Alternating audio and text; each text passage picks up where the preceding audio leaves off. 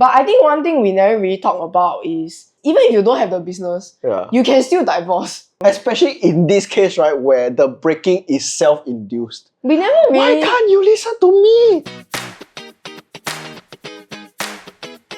Hello, and welcome to this week's episode of the Argue Good Company podcast. We're your host for today, Glennard and Nicole. So Nicole, what are we going to talk about today?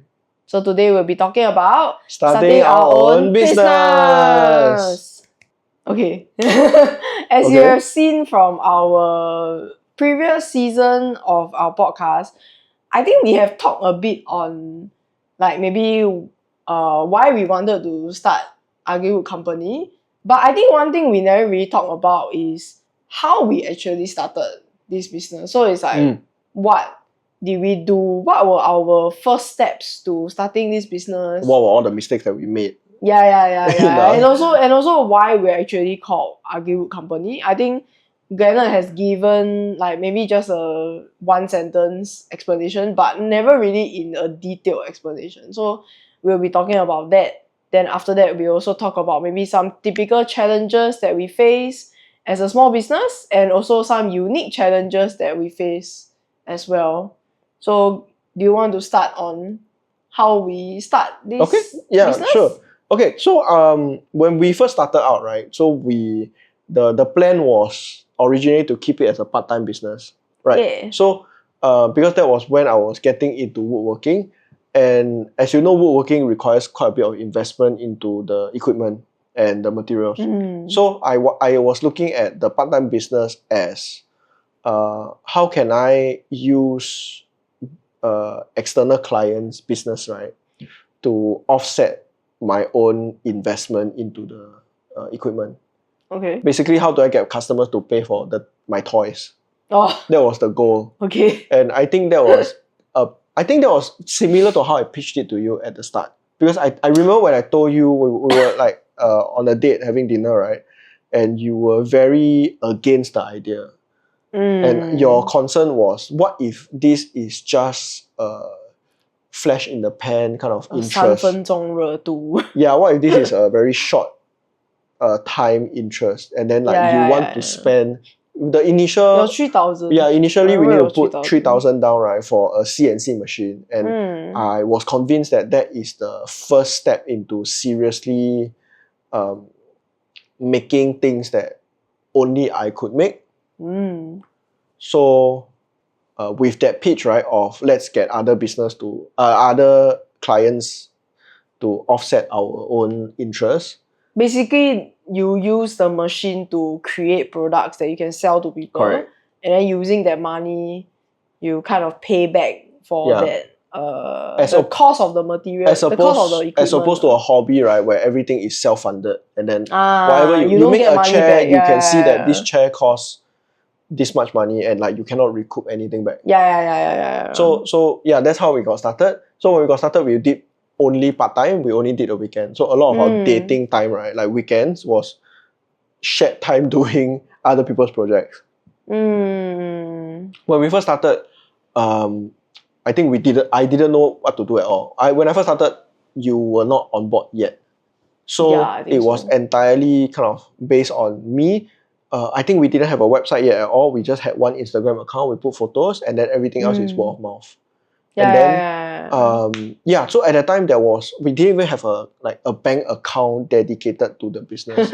I would use my own PayNow, and they would just transfer me. So when it was word of mouth, right, when it was based on relationship, based on people that you know, that wasn't an issue. But when we first started getting our first corporate client, so it was a hospital who wanted to do a simple Christmas event. That was when that felt a bit strange, because we would go through the whole design negotiation. We would decide how to what are the requirements that they needed.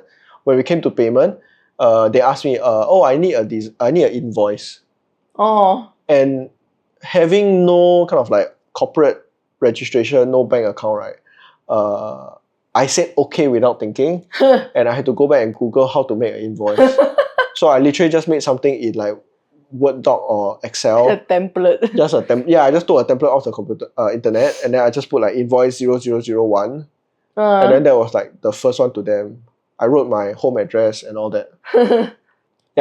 So I think we delivered that, and then after that, right, I started looking more into the admin, and that was when I started. I still had at that time I still didn't know there was a difference between a corporate and a personal bank account. All I thought was, just open another bank account. Yeah. And that's what we did. We opened another bank account. Yeah. So I think by then you were kind of on board already. Yeah. We opened another bank account, and then it was under my name. Under her name, and then it was, and then we were thinking, okay, how would people pay? So people will pay now to her. To my number. But the problem was when we pay now to you, to your telephone number, it would say Nicole Chang, and then people would not know who. Are they paying to Ugly Company, or are they paying to this random person that's not Glennard Sim, the person they are talking to? Oh, yeah. So that was a conversation I had. After that, I changed it to Nicole UWC. Correct. I had this conversation with 2 clients before I asked you to change. And then you change to Nicole UWC, and then I would pre-warn them that, you will see Nicole UWC, she's my finance. She's my finance staff. No, then the funny thing is, right, when people pay now me on like my personal one, right, then they will ask me, for your personal reasons. Why are you called Nicole UWC? Yeah. Then I need to tell people, okay, so that to prevent like the own personal repayment to the business bank account, I need to tell them, can you pay me instead? Yeah. So I need to every time preemptively tell people, can you pay me? Yes. If not, people will just pay now, and then we need to do a lot of like the money transfer. So in Singapore, we have 2 kind of e-transfer systems for money. E-banking. We have PayNow and PayLah, which somehow works on 2 separate systems, but each of them can only be registered to 1 phone number. Yeah. So so we got around that by asking friends and family to PayLah and corporate clients to PayNow. Yeah. But even then, we still had a lot of confusion and like kind of back and forth steps. Oh, then there were some people that PayLah my number instead.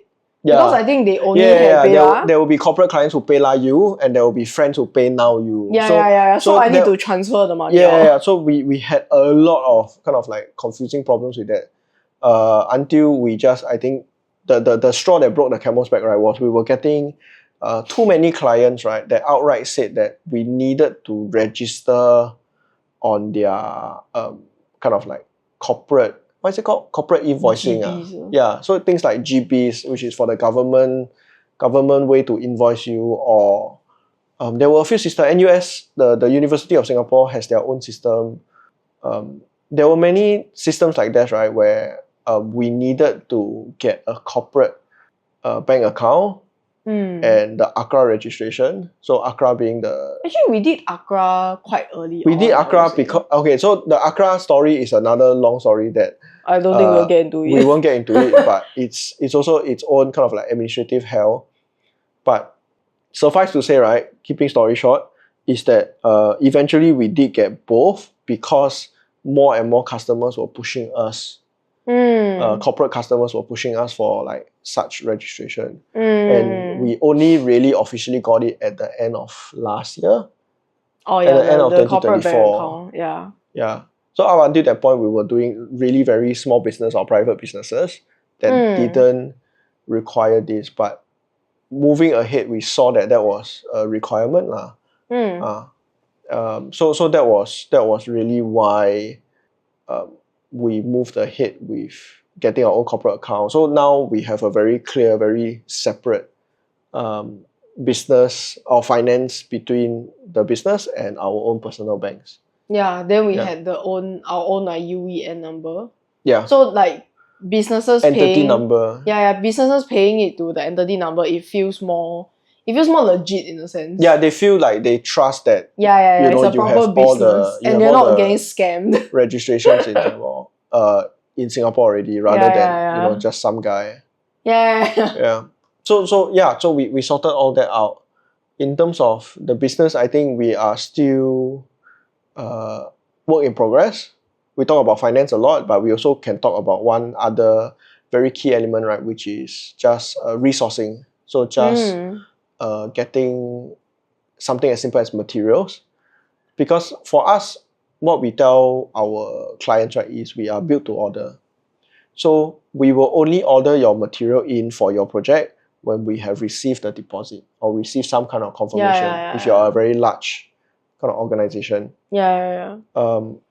What that means, right, for us, right, is that we have to rely on a 3-week waiting time because our suppliers need 2 weeks before they can deliver the material to us. And we would rush it in that 1 week to get it done for you lah. And this was at the start or even now also? Even now also. Oh. But at the start even worse because when we were starting out, we didn't have. So one of the challenges we were facing is resource, right? Is money. We didn't have the money to put down a deposit for a large delivery order. All our delivery orders were like, I think at that time the max I ever did was like $500. And $500 was a very big material order already. Now we can do a bit more because we have a bit more flexibility. We have a bit more like cash flow. But at that time, we needed. At that time we could only do very small amounts.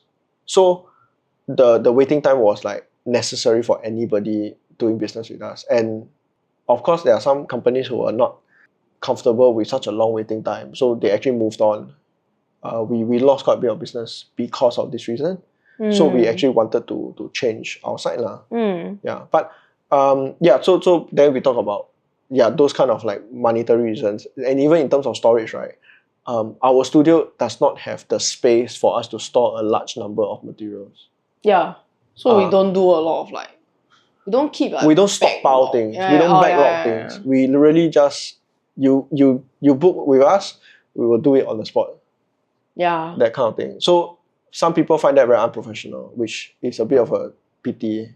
Yeah, but maybe you want to talk about kind of some of the other typical challenges for small businesses. I think one more thing about the resources is like the lack of manpower, which we have said quite a few times on this podcast, is that it's only the two of us. And even sometimes I think I see that now you are kind of like trying to find a part-timer as well. I think even that is a challenge of itself. Yeah. Because maybe sometimes the person may not be able to commit, or like the person doesn't seem too reliable in a sense. Yeah. It's just people sending out random. Yeah. Or like even like there are people that try to send us like foreign workers. Yeah, so we all the time, right, we get, I don't think we can take it. Yeah, we get a lot of foreign CVs, foreign resumes. So usually China-based, India-based, Bangladeshi-based, Pakistani-based. Yeah. And they would just send the whole resume with like all their personal information. Oh, like, I actually never opened any of the emails before. No, it's not it's not email. They send to my WhatsApp number, and then it's just a photo of like their entire kind of almost like visa documentation. And I always feel very afraid. I was like, this feels like personal information I shouldn't be touching. And sometimes it's like in fully Chinese or like fully a foreign language. I didn't know that. But it has like their IC photo, their passport photo. So it's very scary because like, what am I supposed to do with this? So every time I get this, I will just block. Like it's an instant block every time. Yeah. It feels wrong to see. Yeah. Okay. Can. But another problem, actually, the biggest problem that we have, right, is really time. And time is a very unique challenge for us because we start as a couple. And when we start as a couple, right? When we start a business as a couple, right? Like, every time we run out of time in our work life, it eats into our personal life. Right. Like I think you can speak to that very, very well. Yeah. So there are times when, let's say, like there are times where like Glennard needs to discuss some things with me. So so then we can only maybe do it during lunchtime or dinner time. So basically it becomes like a lunch meeting or a dinner meeting, when like there are times where I feel that I just want to eat in peace. Yeah.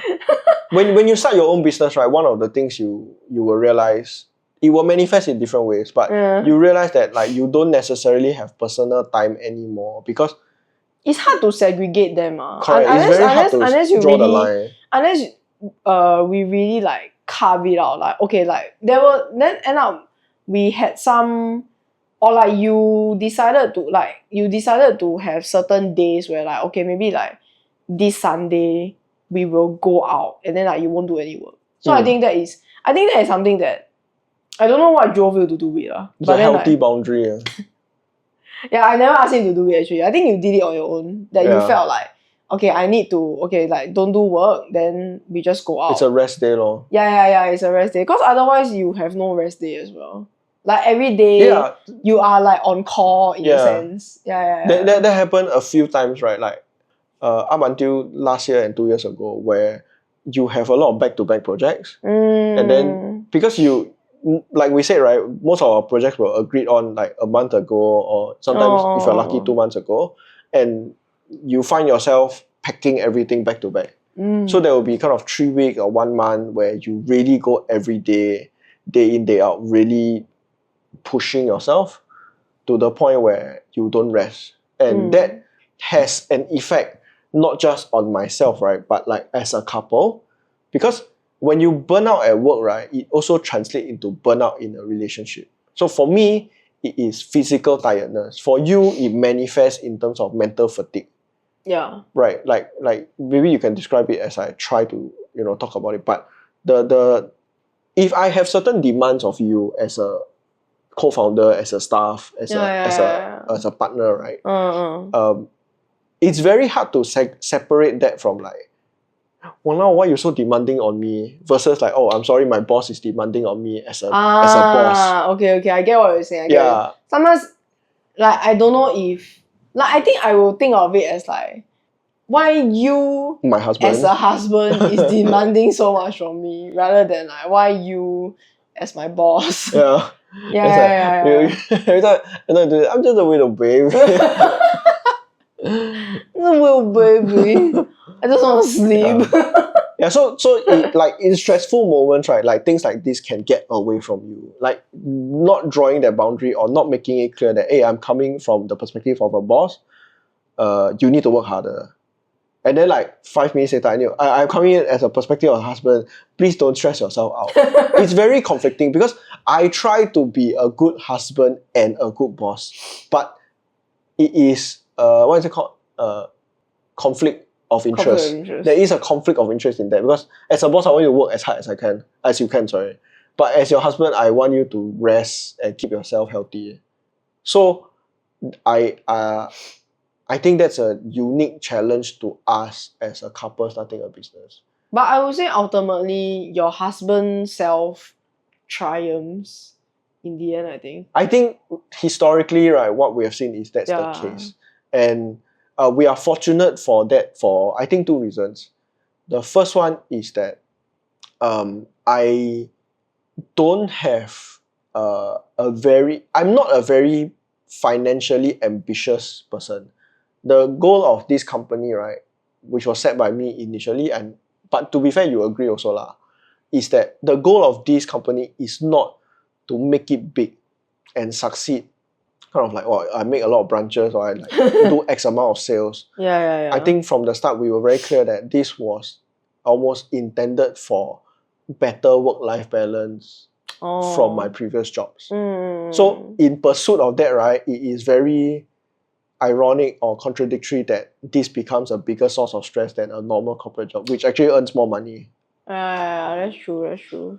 Yeah. But the second aspect also is that other than the financial ambition or lack thereof, I've also decided on a personal level, right, that keeping the relationship in a healthy state is more important than any sustaining the business. Not even business, but just like any external goal. Because like, if you think about it, right, I saw this recently and I felt that it was like, it's a bit kind of, too deep for me kind of thing. But I'm 14 and this is deep. Yeah, I'm 14 and this is deep. But I saw this, I think, last week. I saw this saying that you are expendable at work. Okay. But you are not expendable in your family. Ooh. Wow. So I'm like, ooh. But yeah, I seen you can It does sound quite deep. whatever things you break at work, right? Like someone will come and fix it, or you will go and fix it yourself. But if you break something in your family, right? If you don't fix it, it will stay broken. Which, like, I mean, that speaks to the kind of person that I want to be. Like, I don't want a case where I'm so successful career-wise, but I come back to a broken family. Like, for what? Oh, especially in this case, right, where the breaking is self-induced. Oh yeah. Right, you cannot say that the client like, gives you $1 million. Everything is your fault already. Right, you cannot say that the client gives you $1 million, therefore you drive her this so hard. This could be preventable. Correct, actually. this is preventable, exactly. So it's like you know, for these two reasons, like there's no reason there's no point pushing you until you burn out at work / translating into a relationship. Wasn't that very enlightening, Glennard? That was so enlightened. By the way, what are you wearing? Oh my god, it's the new Agri-Wood Company t-shirt. Oh my god, wow. It's a shirt that you can make a mess in. And you know what else? This shirt is available right now at www.uglywoodcompany.com in all sizes. If you put in the coupon code podcast shirt, PODCASTSHIRT, you can get 10% off. That's right. That sounds amazing, Glennard. You should go and get a shirt now. I think you should go and get a shirt now. Okay, back to the video. Have we ever gotten into arguments? I cannot remember. Over work? Yeah, over like the burnout. Have we? Or you just kind of gave up? I think, okay, it really depends on how you define argument. Remember. I think we've never got into a shouting match. That is for sure. Yeah. We've never gotten into a shout. First thing is I think maybe gotten into 2 or 3 over our 8-year relationship, right? 2 or 3 very, very serious kind of relation-threatening arguments. Yeah, I would say and even those, our track right, record quite good. And even those, right, like, they are not very high volume. They are not shouting matches. They are not like, we never really... why can't you listen to me? You know, they are not that kind. They are more of like... The thing is, we never do shouting match. Correct. The thing that we always do, which is, I think, in my opinion, which is like a lot worse, is like silence. Yeah. Which is like, you do whatever you want. I think that is to me, it's worse than a shouting But we match. don't have like very extended periods of silence. We don't have extended periods of cold. The longest was... this one sidetrack. But the longest was like 1 or 2 days. Yeah. Yeah. So with that being said, right, like as the baseline for the relationship. Oi. Hello. With that being said, as the baseline for the relationship, right, I think in relation to work, in relation to Agri-Wood Company work specifically, I think there was one situation, one case. I remember there was a case about the video for the exhibition. Is it Curbside what? Yeah. Curbside Crafters. Yeah. Like we received a so-called free like booth, partnership booth partnership opportunity to showcase our products at one of the venues, one of the event venues. Yeah. And it's like a venue for small artists, like a pop-up kind of venue. Yeah, it's a pop-up kind of venue. Yeah. They host a lot of pop-ups. Yeah. So they said they wanted to do something for sustainability, and we were interesting.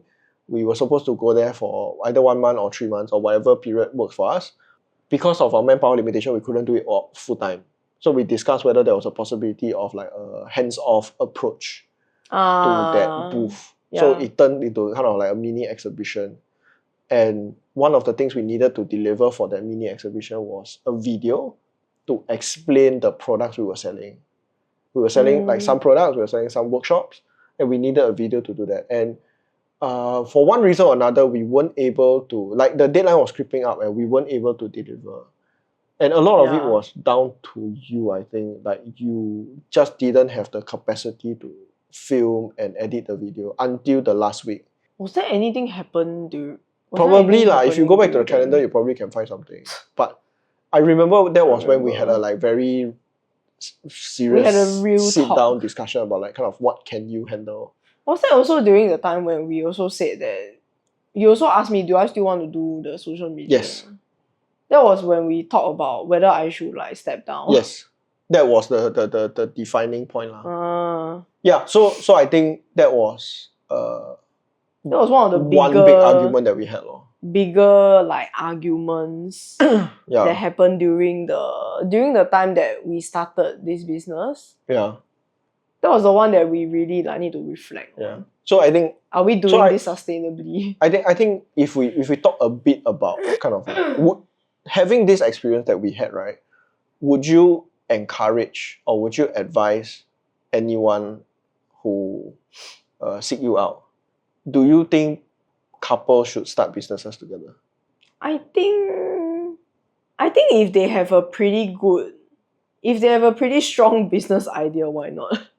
But I think with some caveat lah, which is like they need to know how to separate the work and personal life, because I think that is the part that can get quite difficult. It can get pretty grey, like what you say. It's like you don't know when you're putting on like the husband hat or like the boss hat, that kind of thing.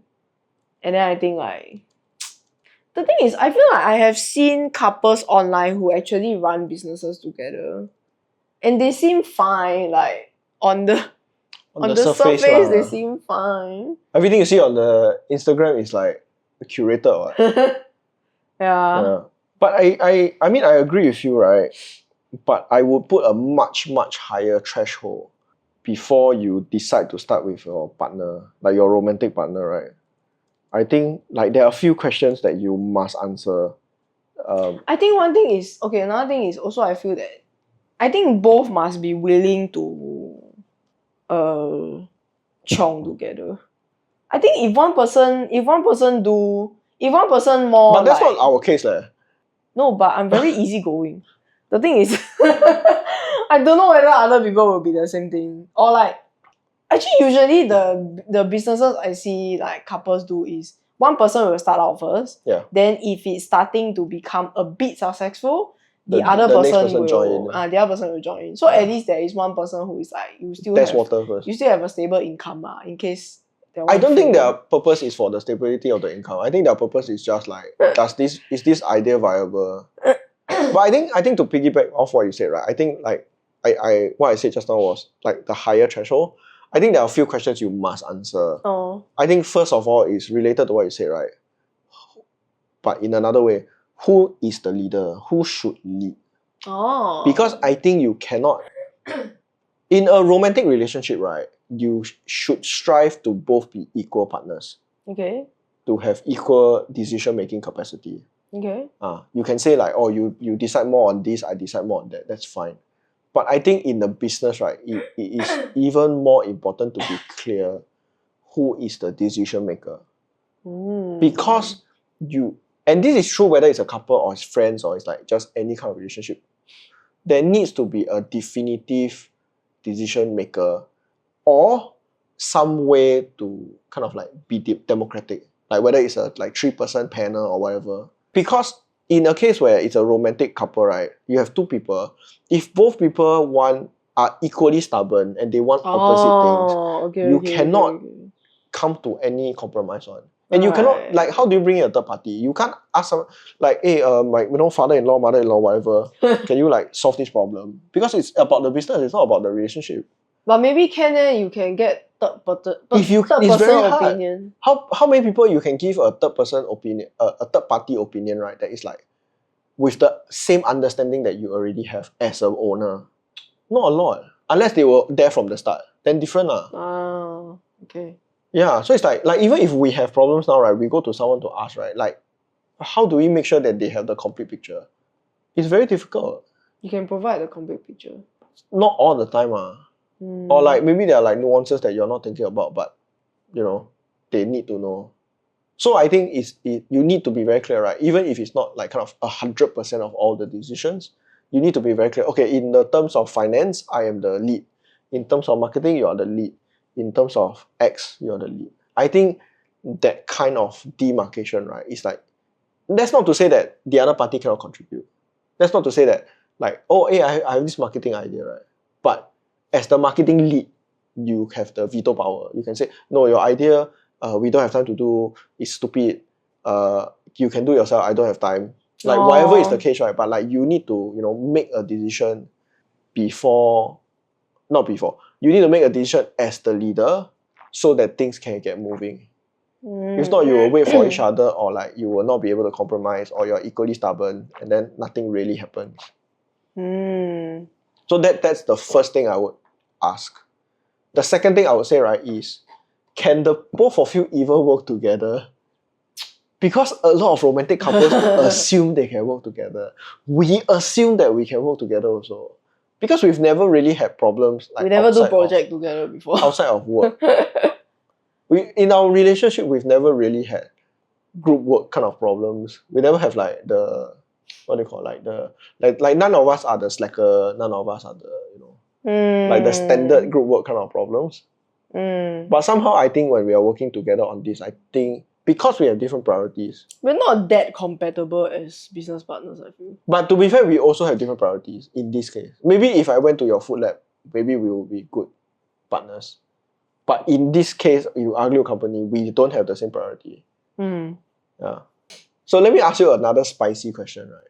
Oh. So we start this business as a couple. What happens to the business if we break up? Give you a... I think, okay, this is easy to say, right? Because I would say I don't have a lot of stake in this business. Okay. It's not like, let's say, we both come up with this idea. Okay. It's not like, let's say, for example... You're not emotionally invested in this company. It's not like we both decide to sell candle. Then it's like, okay, we are both emotionally invested into like how will the candle business grow. So I feel like in our case, I would say it's pretty easy that I'll just give it to you. Okay. Then why not? But if it's a bad breakup, I don't know if I will sabotage you or not. Okay, why not I put it another way, right? Which is that like I'll just spread lies about your business. No, that one is post breakup already. I'm saying like because when I say what if we break up, like it's in terms of like controlling assets. But everything is under yours already. Now lah. Yeah. But what if? But the thing is, like, if we are married, right? Like, you technically can claim half. Like in the divorce case lah. But regardless, I'm saying, what if the business is very, very successful? What like if the business is like kind? Yeah, like 100 million turnover kind. Like, are you still willing to? I'm gonna give you. Will you not say no? I want my 50 million. Maybe I might. Suddenly, maybe you might already. Money, what? In this economy, now very hard to live. Cost of living very high. Yeah. Cost of who? Don't say. Maybe now that you say. Oh, my 50 million. Stupid. Hey, I feel like I put in the effort, huh? Now that I say. But if it's just $100 business, I give you. Okay, but then the thing is, okay, let's say how you feel, right? Let's say it's flipped the other way around lah. Okay. Like, for example, the business is mine, and then you decided to give me, right? But then after that, I managed to grow the business until like it's 100 million. So this post breakup. Correct. How will you feel? I think I'll feel like shit. I think I'll be like. Will you come and demand back? I think if I'm desperate, yes. But if I'm like in a happy life, I want to put everything behind me, I won't. But if I'm like in any kind of like bad situation, I think I will. Because I will feel like I think something that happens, right, is like when you see someone else succeed, right, based on something that you have once contributed before, you will suddenly think like, oh, your contribution actually very, very big. You suddenly have this like whether it's like justified or not justified, right? You suddenly have this imagined success that you could have had. I think a lot of people suffer from it, including me. Wow, I never thought about that though. Because like it's very, very common. It's like if this shows that like, I'm not that into success. If we break up, like, and then 10 years later, right, Ugly Wood company super, super successful, right? Then you will think like, hey, but you know, I was there when it started. I should get some of that money. Like every situation is like that one. Right. But sometimes I don't know. I wonder if it depends on how bad the breakup is.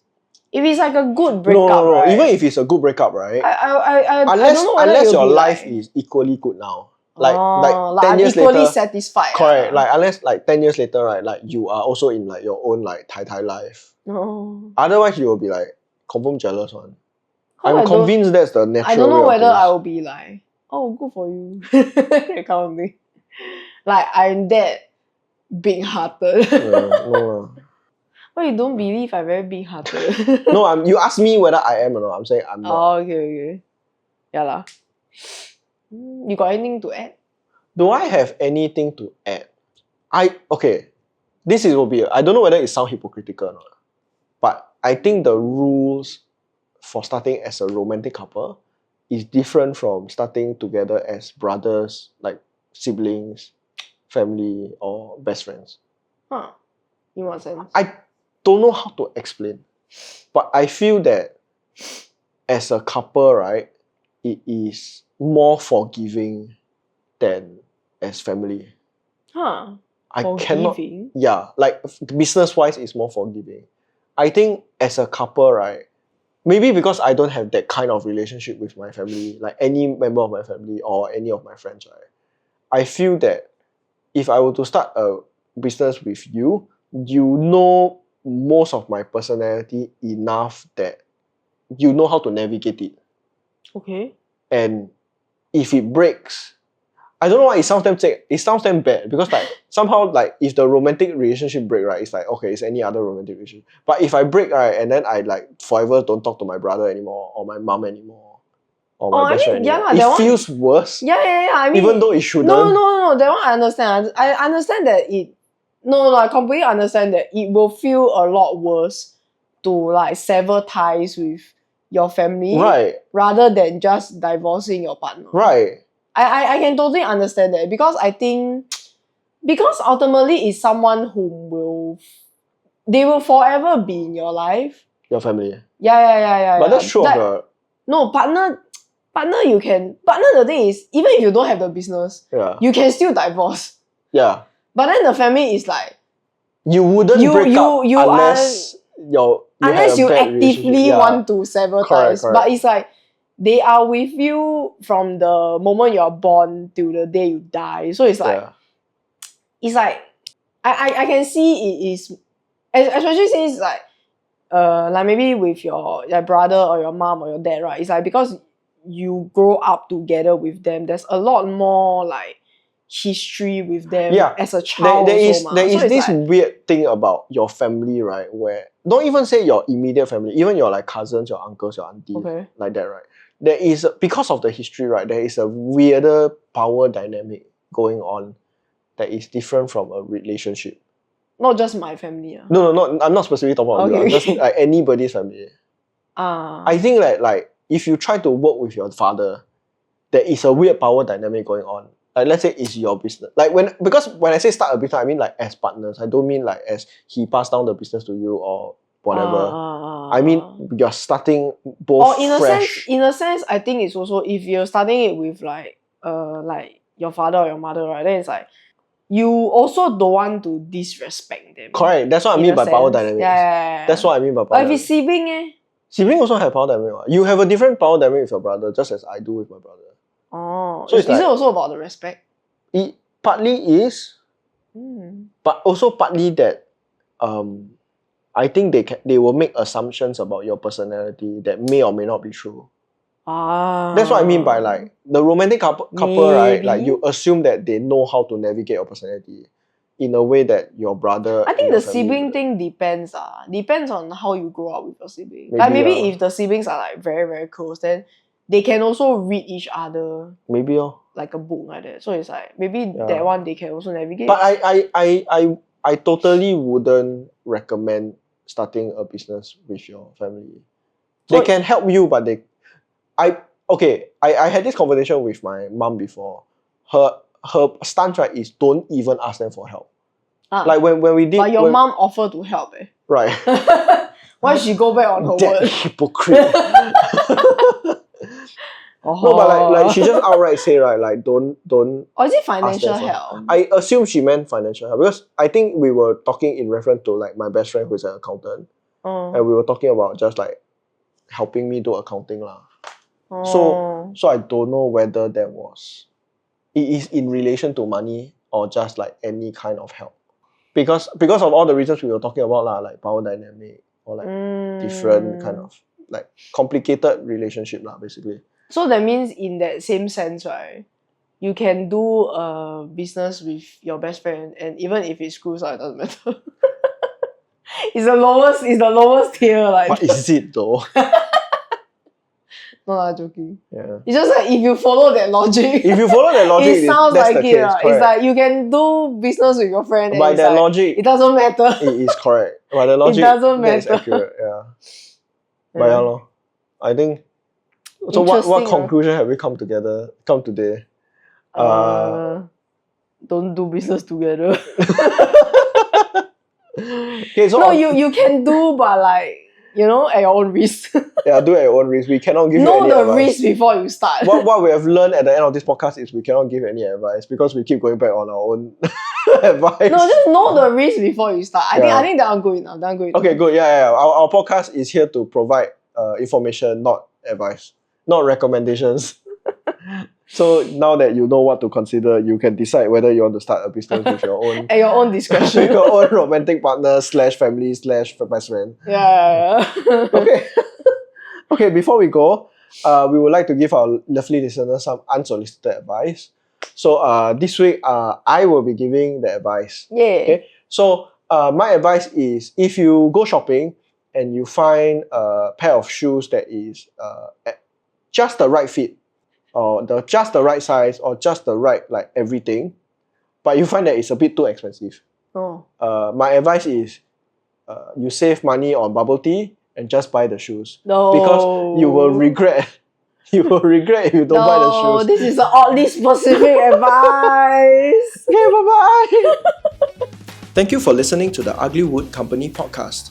If you're interested in booking our services, please go to our website at www.uglywoodcompany.com and use the coupon code UWC Podcast for 10% off. That's UWC PODCAST. Links in the description.